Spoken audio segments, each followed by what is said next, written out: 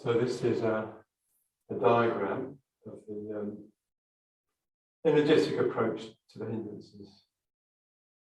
So there's us meditating, sloth and torpor, desire, ill will, doubt, indecision, and restlessness and anxiety. So we're talking about approaching those hindrances, if they're present, energetically, by noticing which direction we sort of feel like the energy is going in. So with sloth and torpor, it's usually quite clear, the sense of sinking in the body, when you sort of sink into sleep, the energy is going downwards. Restlessness and anxiety, the energy is going up, so there's usually quite a lot of mental energy. So when the energy is travelling up in the body, it's going into the head and mental activity. I mean, obviously, there's bodily restlessness as well, which usually is fairly apparent.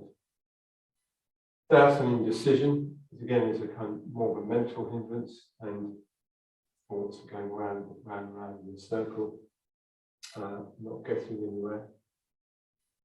And then got the hindrances of desire and ill will. So they may not be so obvious, but there's a general, with ill will, there's a general sort of pushing away in some sense against our experience. So usually, if we don't want something, we push it away. And that can be felt energetically in the body like that.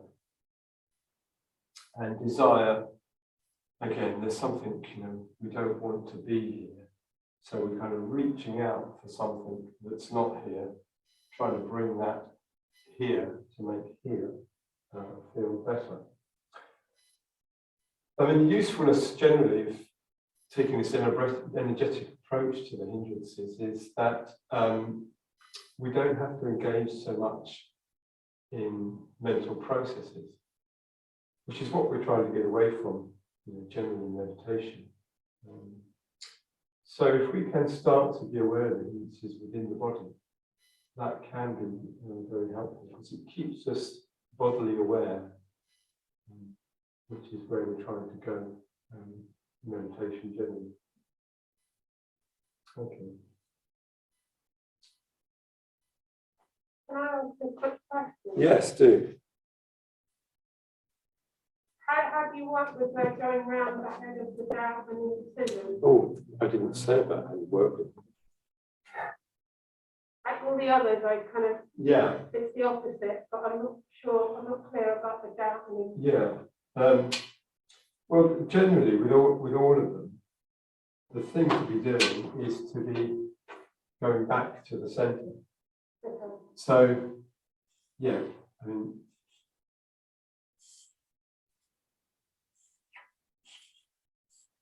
so that centre can be the heart centre, but it doesn't have to be. I mean, it should just be back to the body. So yeah, that's the general thing. So if you feel, there's pull out or push back or sinking or energy going up to the head, just bringing it back down into the body is the immediate way to counteract it. I mean, what I was talking last week about, like different levels at which the hindrances appear. So often, just being aware of the hindrance is enough to dissipate its effect, if it's not very strong. But if it's stronger hindrances, then we might start to need to do something about it. So we can use this bodily approach as a sort of second port of call. Be aware of that pull or push or whatever, come back, centering into the body.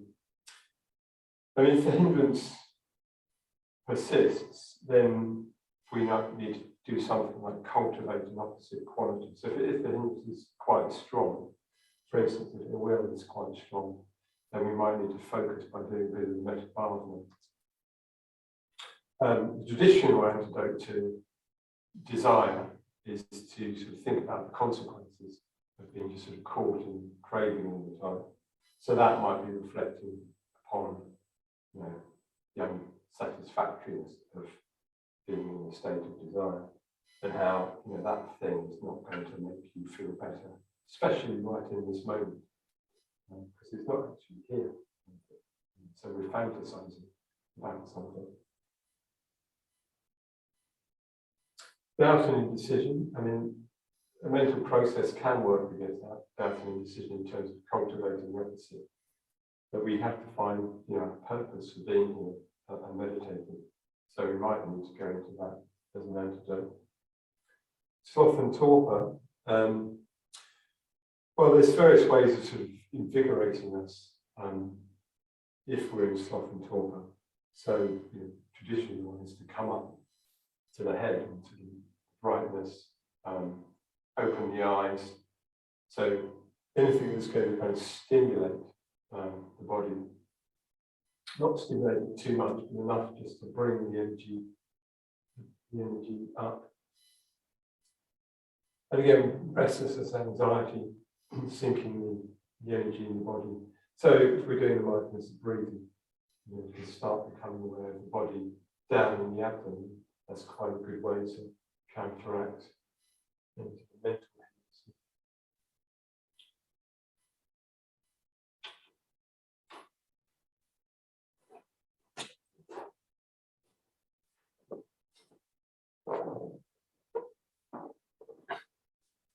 So yes, the hindrance is the first way to start to work towards the state of absorption.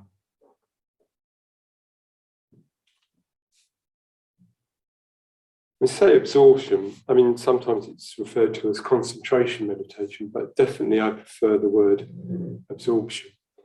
Partly because that's just how it feels when one starts to really get in touch with the breath.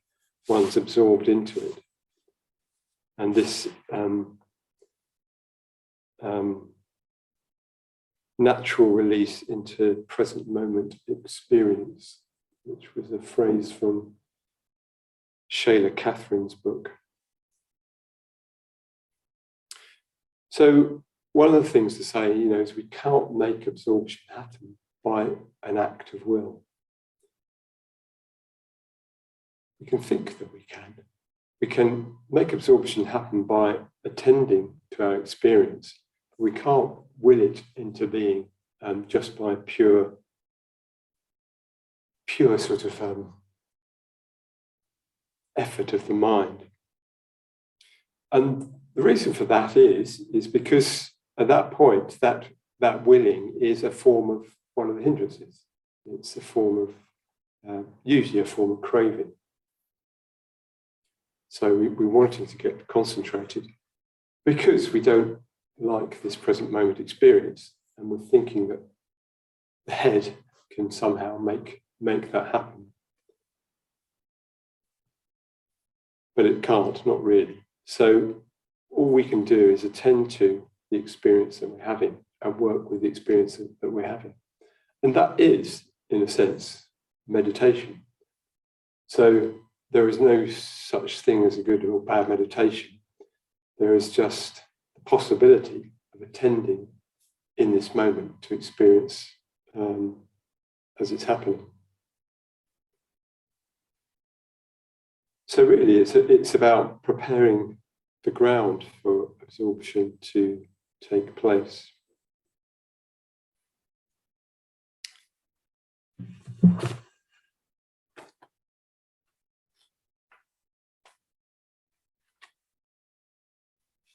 And yeah, I mean, it's about coming back to the body. So I say this quite a lot.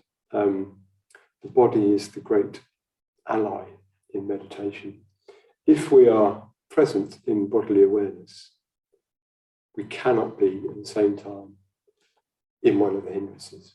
We can't be distracted. So, in a way, it is about our capacity to come into present moment bodily experience.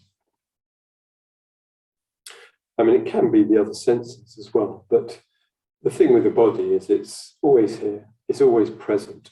It's very immediate as well when we get in touch with it.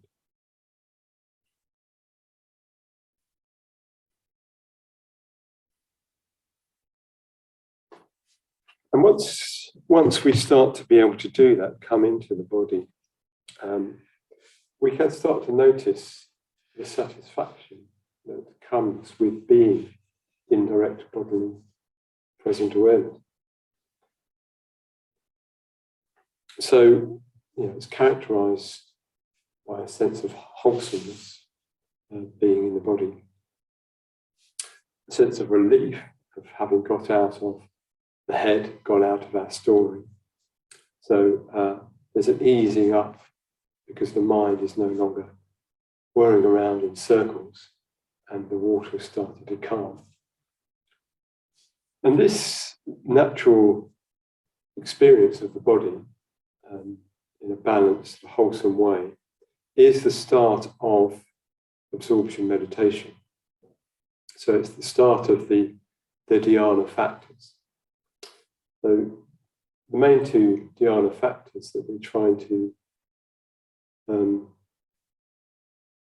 was going to say bring about, but in a way it's just as right to say notice that are there, is this sense of satisfaction when we're in touch with the bodily experience and the sense of energy and aliveness that the body contains. So one of those is the start of sukha, which is one of the dhyana factors. And sukha is often translated as bliss, but it starts out as that contentment to be in present moment bodily experience. And the other one is the energetic factor is priti.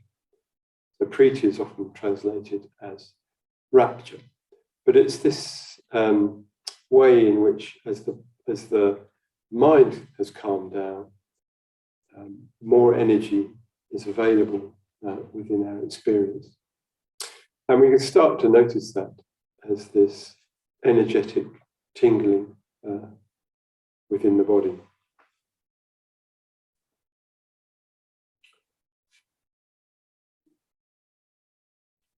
Yes, and both of these experiences are pleasurable. So it's one of the interesting things about meditation, and sometimes people are surprised by this, even after they've been meditating for some years, that what we're trying to do is actually find pleasure within the bodily experience. And this was the great revelation that the Buddha had. He practiced absorption meditation, dhyana meditation, before he became the Buddha. He practiced it with a couple of meditation teachers who were famous at the time and did very well at it. The Buddha mastered all of that, but then realized it wasn't sort of taking him where he wanted to go, and he went down this ascetic path of renouncing pleasure. And when he really felt he got to the end of that and it had got nowhere, he came back to realizing that there is pleasure within the body that is not to do with craving. There's pleasure in the body that's not to do with the hindrances. And it's the finding of that pleasure within the body that is the start of absorption. So Lee Brassington, whose book I recommend, which is simply called Right Concentration, he talks about this as well, that actually as we start to become absorbed, we switch away from the object of meditation, which is usually the breath, and we start to focus on the pleasant sensations within the body. So we'll do some of that today. We'll come in our usual way, just by coming into the body experience. We'll have a look at the hindrances in this energetic way. Look at what we might need to do to counteract any hindrances that are there. And then we'll start to look for these factors of absorption, of sukha and priti in our experience.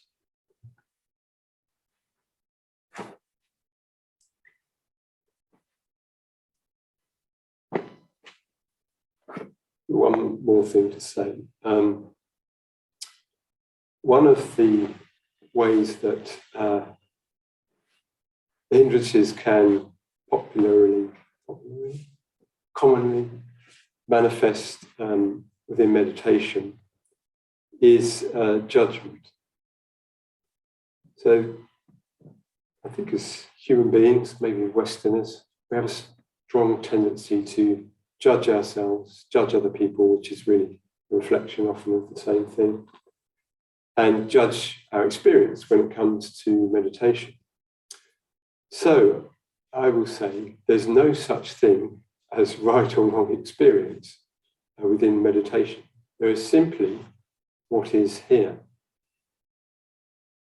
So this tendency to judgment is an aspect of the hindrance of ill will. And, we can notice this if we're in a judgmental state of mind. There's a kind of wanting to push away and not accept that experience. And there's no way through judgment that one can get past one's experience. It's only in the accepting of what is here that we can work with it. So if what is here is a strong desire to fall asleep, be aware that there's a strong desire to fall asleep. If what is here is terrible, restless thoughts spinning around in our heads, then that's what's here. So it's coming into relationship to that makes the difference. And that requires just that attentiveness, but it also requires some metta, some kindliness towards our experience. Okay, let's make a start.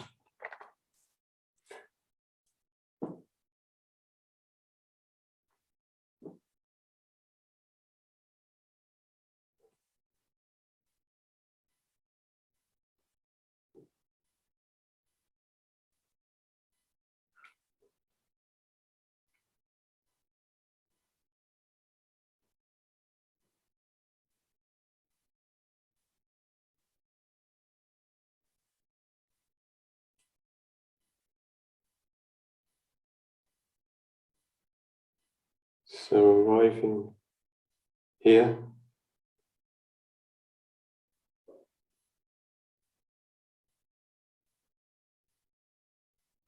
if your mind is still with what's just been said, you can completely let that go, because we'll just be exploring that now directly in our experience.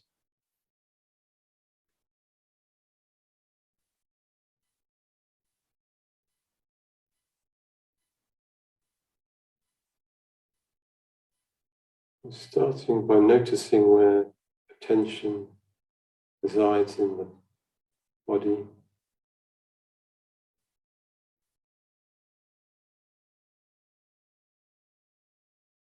So is the locus of our attention up with the head, where we spend so much time?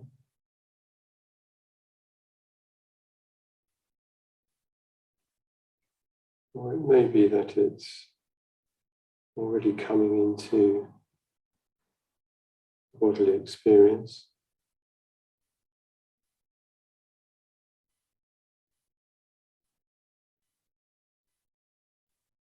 Making a conscious decision to unhook from the thinking mind.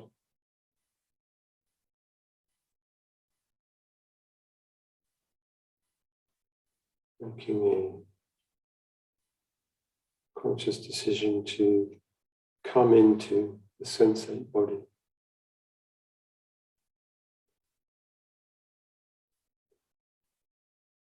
So this is the direct awareness of the body as the body.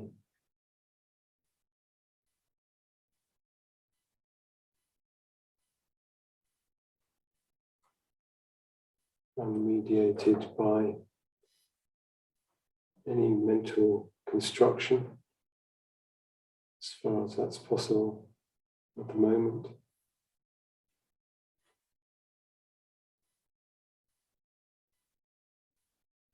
So we can start by coming into sensations in the head and face and working down to the lower abdomen.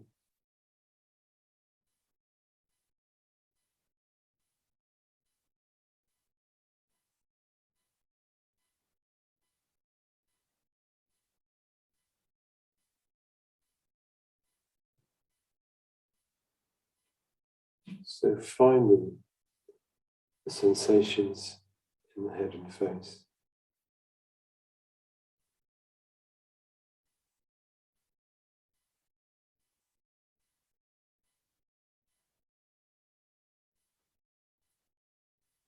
Sensations around the lips and mouth,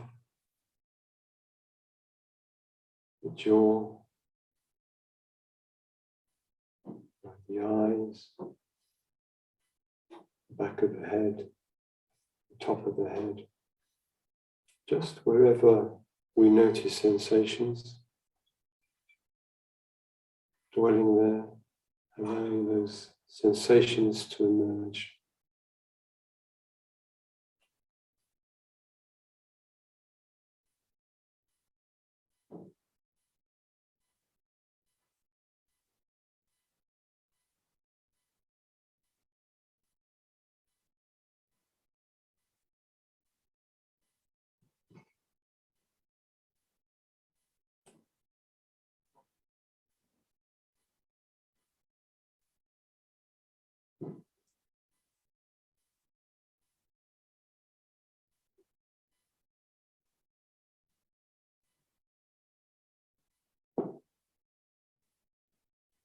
Sometimes if we've been very much lost in the mind sense, transitioning into the body, awareness in the body, can feel a bit uncomfortable.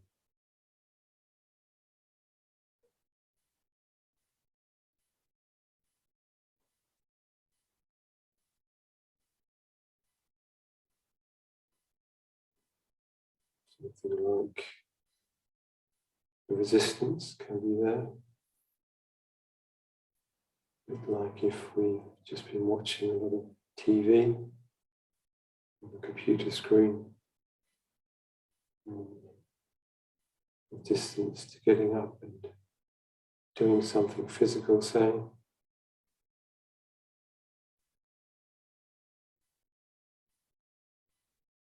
So if there is resistance to coming into the body, be aware of that,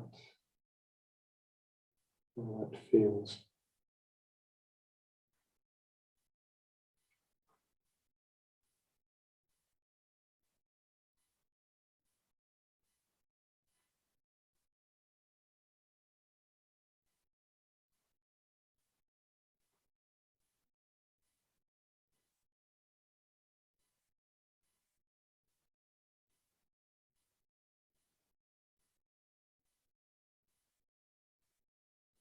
The neck and throat,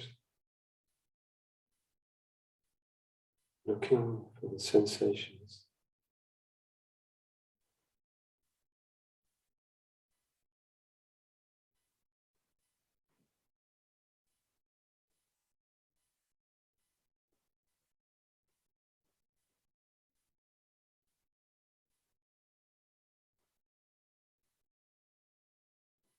The upper chest,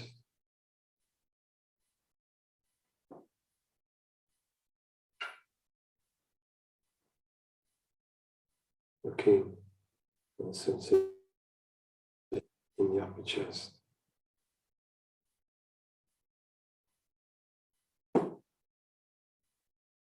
Just noticing whatever's apparent.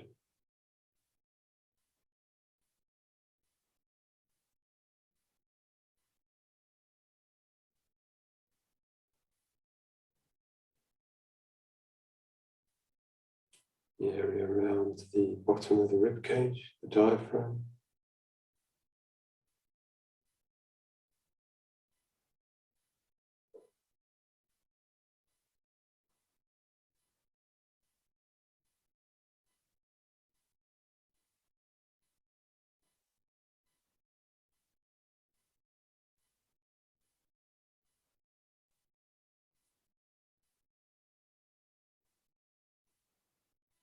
And coming down to the lower abdomen.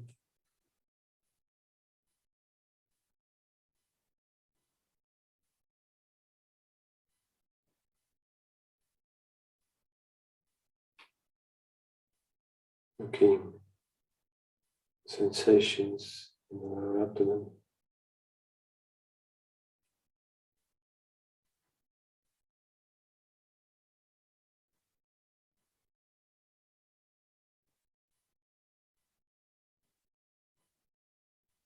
And if you want to, you can go further down to the pelvic floor, perineum, which is that area of skin between the buttocks.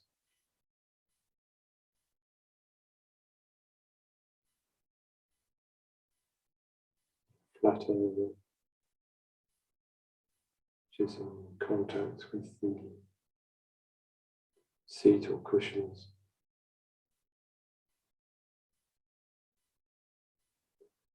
And again, looking for the sensations. Feeling into them.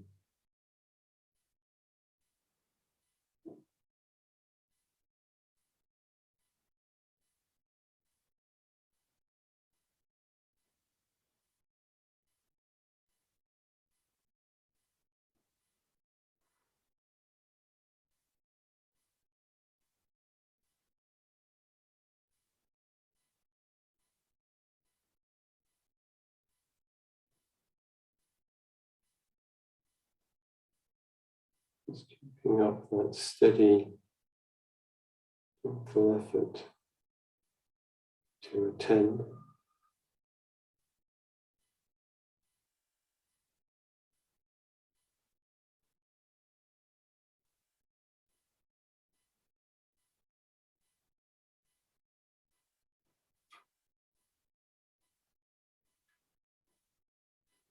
From the pelvic floor or from the lower abdomen,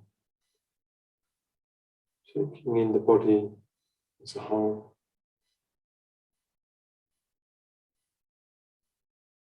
Just noticing wherever other sensations in the body become apparent. The arms and legs, feet and hands.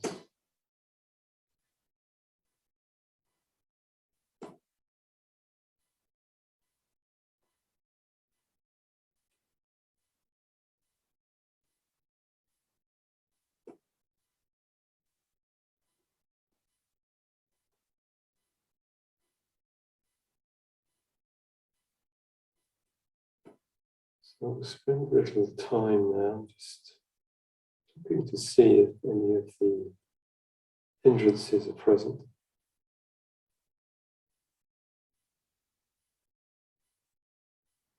Don't necessarily have to be present.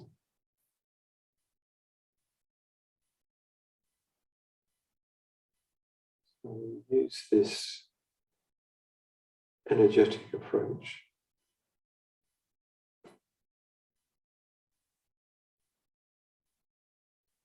it's there within our experience,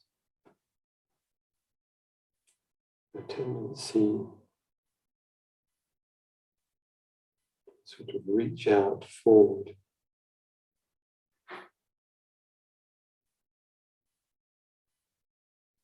trying to get hold of something out there.